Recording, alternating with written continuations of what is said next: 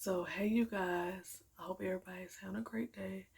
I was reading something, and the question was like, it basically was a question about people's childhood. Like, when was the first time you realized your childhood wasn't a normal childhood?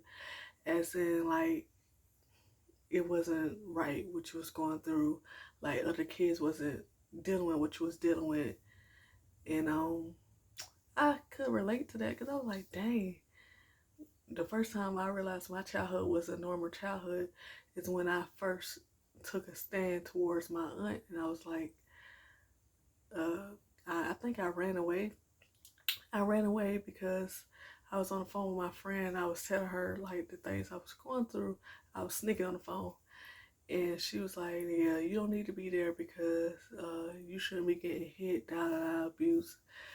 It was a lot of stuff. So I was like, okay. So I left, and then when I finally was at my friend's house for like a week or two, I told her, and she was like, "Well, we should tell my mom, da da da," because her mom was cool. So I guess her mom let her do whatever she wanted to do.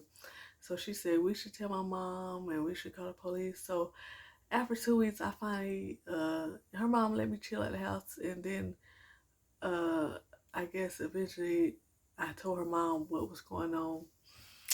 And so we called the police there, and I'm telling them what's happening, and they said that they had to arrest me because I was placed as a runaway person, like child. So when you place it, anytime you place it as a runaway, you could say whatever you want to say, but they have to take you back to the person that placed you as a runaway.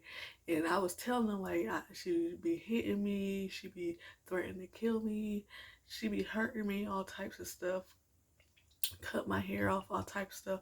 And then I was just crying and stuff. And they said, "We here and we sorry what you're going through, but we have to take you back because you're placed as a runaway. Anytime you run away, they have to take you back to the person that placed you as a runaway."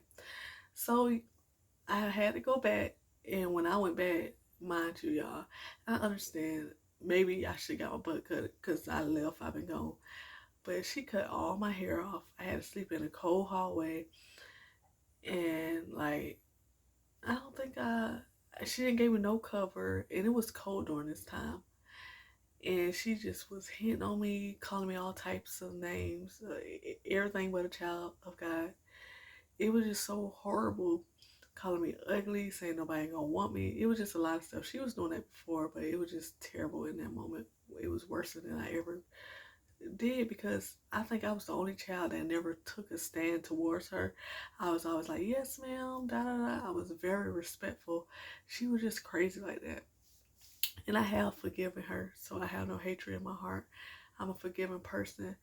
But that was the moment I realized my childhood was normal because, like, I remember I went to school that day and I was just beginning to tell people what I went through. And they said, "Marcella," they was like, "Marcella," I was telling my friends the stuff I was going through as far as her cutting my hair. I looked like a boy, like she cut all my hair off.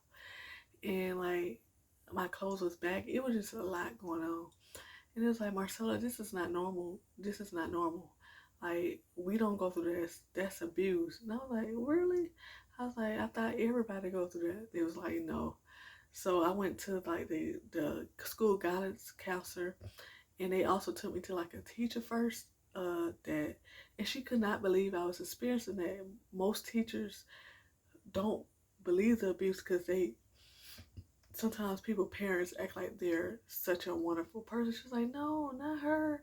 And I was like, "Yeah." I was like, "I've been going through this the whole time."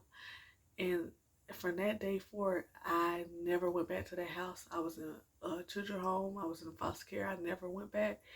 But that was the first time I realized that it wasn't normal because I started talking to my friends about it, and I was just tired. Like, I done ran away, and mind you, like I said, I was the best child. Like, I was the sweetest kind of child. I never was disrespectful, but I just got tired. And I listened to my friend, and I left.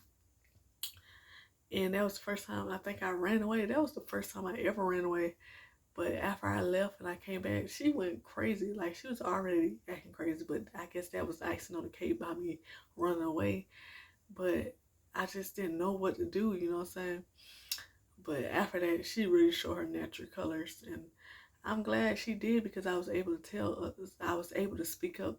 I finally was able to tell people like what I was going through, and I was like, "You don't go through that?" They're like, "No, that's not normal. You ain't supposed to be getting hit with sticks, bats, and all types of stuff."